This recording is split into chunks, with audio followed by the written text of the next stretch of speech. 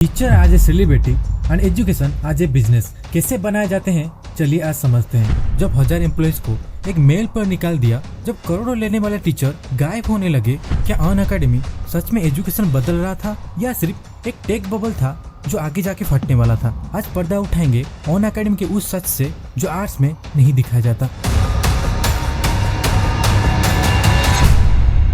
अन academy का असली नाम 2010 में एक यूट्यूब चैनल से शुरू हुआ था। गौरव मुंजल जो अन अकेडमी के फाउंडर हैं, उस टाइम वो मुंबई में इंजीनियरिंग कर रहे थे। सुबह के टाइम में यूट्यूब पर एक वीडियो अपलोड किया जिसमें उन्होंने कंप्यूटर ग्राफिक समझा रहे थे। उनका मेनली फोकस था कि इस वीडियो के जरिए अपने दोस्त को एग्जाम में मदद करना। लेकिन धीरे धीरे वो वीडियो इतना वायरल हुआ कि पूरे देश के स्टूडेंट्स उस वीडियो से पढ़ने लगे। अन अकेडमी गौरव मुंजल का पहला बिजनेस नहीं था। उससे पहले फ्लैट चैट करके एक रियल एस्टेट कंपनी वो ओन कर रहे थे, जिसका मेन पर्पस रूममेट्स और फ्लैट ढूंढने का काम था। जब गौरव इसको चला रहे थे, उनके दिमाग में अन अकेडमी का आइडिया पहले से ही था। उन्हें पता था कि रियल एस्टेट से कहीं ज्यादा बड़ा एजुकेशन मार्केट है। 2015 में इंडिया के रियल एस्टेट मार्केट को हाउसिंग.com और कॉमन फ्लोर जैसे कंपनी चला रहे थे। उन दोनों के बीच बहुत बड़ी जंग चल रही थी। कॉमन फ्लोर को अपना दबदबा बनाना था। उन्हें फ्लैट चार्ट का टेक्नोलॉजी और यूजर बहुत पसंद थे। गौरव को एक अच्छी डील मिली और उन्होंने फ्लैट चार्ट को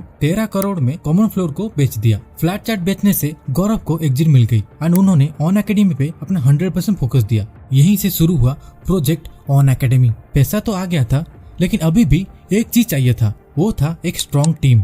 गौरव जानते थे कि एक सॉलिड को फाउंडर के बिना वो कभी भी आगे नहीं बढ़ पाएंगे। एक ऐसा को फाउंडर चाहिए था जिसके पास स्मार्ट दिमाग हो और फ्यूचर के बारे में सोचने का आइडिया हो। उस टाइम रोमन सैनी नाम का एक लड़का भारत में काफी चर्चे में आया था। रोमन सैनी का जन्म 27 जुलाई 1991 को राजस्थान के कोटुपुटली में हुआ था। वो एक मिडिल क्लास परिवार से थे। उनके फादर एक इंजीनियरिंग और उनकी मदर एक होम मेकर थी। उन्होंने 16 साल की उम्र में एम्स का एंट्रेंस एग्जाम क्लियर किया था और डॉक्टर बन गए थे। 22 साल की उम्र में उन्होंने यूपीएससी क्लियर किया था और ऑल इंडिया रैंक उनका 18 था। लेकिन रोमन के मन में अभी भी एक क्वेश्चन चल रहा था। वो चाहते थे फ्री में कैसे बच्चों को पढ़ा सके। आईएएस में रहते हुए भी रोमन यूट्यूब में यूपीएससी एग्जाम कैसे क्रैक करें इसके ऊपर वीडियो बना रहे थे और गौरव तब तक यूट्यूब में थोड़ा बहुत नाम कमा चुके थे। दोनों ने एक दूसरे के काम देखे और सोशल मीडिया के जरिए कनेक्ट किए।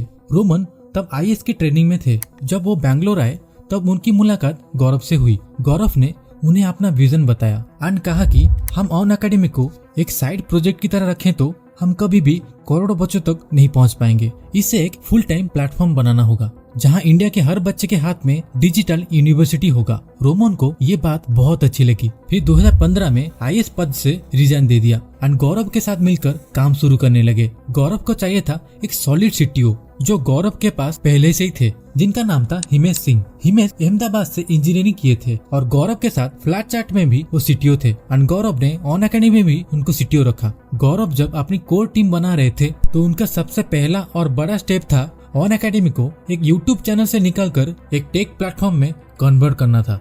यूट्यूब पर व्यूज तो मिल रहे थे, पर गौरव का विजन एक स्ट्रक्चर लर्निंग एनवायरनमेंट बनाने का था। उनका पहला और बड़ा मिशन था अन अकेडमी एजुकेटर ऐप लॉन्च करना, ताकि पूरे देश के टीचर उससे जुड़ सके। जब गौरव और रोमन ने स्टार्टअप शुरू किया तो रास्ता बिल्कुल भी आसान नहीं था। रोमन सैनी का काफी मजाक उड़ाया, लेकिन रोमन सैनी का विजन एकदम क्लियर था। उनके माइंड में सिर्फ एक चीज था, मुझे इंडिया का एजुकेशन सिस्टम पूरी तरह बदलना है। इसी को नजर में रखते हुए गौरव और रोमन ने उनका पहला ऑफिस बेंगलोर में लिया। वो ऑफिस में ना एसी था, ना बहुत सारे एम्प्लॉइज थे। उस टाइम इंडिया में 4G इंटरनेट नहीं था। वीडियो बफरिंग होने की वजह से स्टूडेंट्स बहुत परेशान रहते थे। हिमेश को दिन रात बहुत मेहनत करना पड़ता था ताकि वीडियो लो इंटरनेट पे भी चल सके। गौरव इन्वेस्टर के सामने पिच करने में माहिर थे। उन्होंने इन्वेस्टर को दिखाया कि उनके यूट्यूब चैनल में मिलियंस में व्यूज हैं। फिर इन्वेस्टर को कहा कि हमें सिर्फ यूट्यूब चैनल नहीं चलाना है, एक डिजिटल यूनिवर्सिटी बनानी है। 2016 में कुछ बड़े इन्वेस्टर अन अकेडमी पर भरोसा किया और करीबन 3.5 करोड़ इन्वेस्ट किया। इस पैसे से उन्होंने टीचर्स को हायर किया और अपनी पहली अन अकेडमी का ऐप बनाना शुरू किया। गौरव का मानना था कि अगर प्लेटफॉर्म पर अच्छे एजुकेटर होंगे तो स्टूडेंट्स अपने आप आएंगे। इसीलिए वो रोमन के साथ मिलकर हाई क्वालिटी फ्री कोर्स पर फोकस किया। उन्होंने इंडिया के सबसे पॉपुलर टीचर को हायर किया, जिनका नाम था मुन्नाल पटेल और डॉक्टर सिद्धार्थ अरोरा। उन्हें हाई सैलरी दी और सोशल मीडिया का स्टार बना दिया। सब कुछ एकदम स्मूथली आगे बढ़ने लगा। रोमन का आईएएस वाले आइडिया से पढ़ाई का सिस्टम एकदम चेंज हो गया। बच्चे धीरे धीरे करके ऑन एकेडमी पर अपना इंटरेस्ट दिखाने लगे। उस दौरान 2018-19 में ऑन एकेडमी का ग्रोथ रेशियो 1.7 करोड़ तक पहुंच गया था। उन्होंने इंडिया का कुछ टॉप टीचर्स को सिलेक्ट किया और उनके लाइव क्लासेस के लिए बच्चों से फीस लेना शुरू किया। ये मॉडल इतना हिट हुआ कि लोग उन्हें पैसे देने के लिए तैयार हो गए, क्योंकि वहाँ लाइव डाउट क्लियरिंग और स्ट्रक्चर नोट्स मिल रहे थे।